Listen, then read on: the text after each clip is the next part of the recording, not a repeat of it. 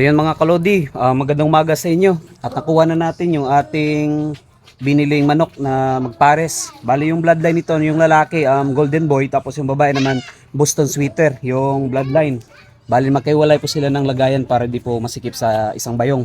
Bali unbox po natin mga kalodi kung ano yung itsura ng mga manok na nabili natin. So ito po, yan.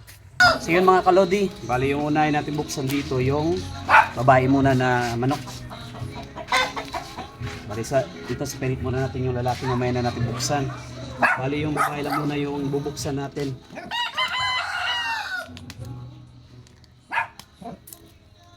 Bali nabili ko nga pala ito mga kaludin ang nasa mahigit 6,000, dalawang pares. Nasa Roas City ko rin ito nabili.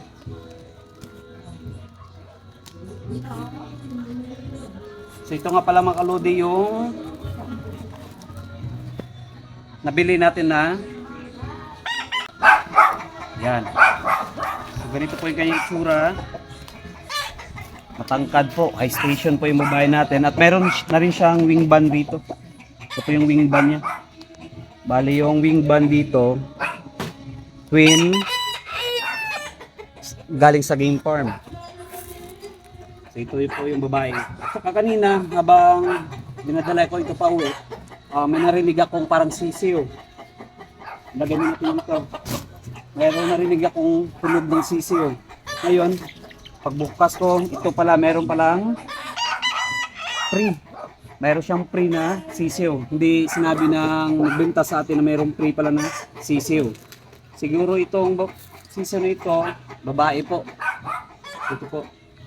Bali, makakalusot lang dito sa limber natin yung sisiyo. Ilagay lang muna din dito. Ayun yung next natin bubuksan yung lalaki manok. So yung bloodline ng lalaki manok dito ay golden boy. Tapos yung bloodline ng babae Boston Sweater. Ito po yung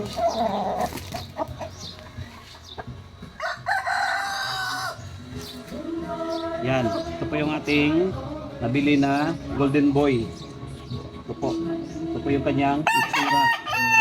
Bali yung gagawin ko dito mga kalodi, pang cross natin o ipa-infuse natin sa ating mga alagang mga manok. Mag-upgrade po tayo ng mas mahaba yung paa. Yan. So sa tingin nyo mga kalodi, quality ba yung nabili natin? O hindi? Comment down below lang mga kalodi. Okay?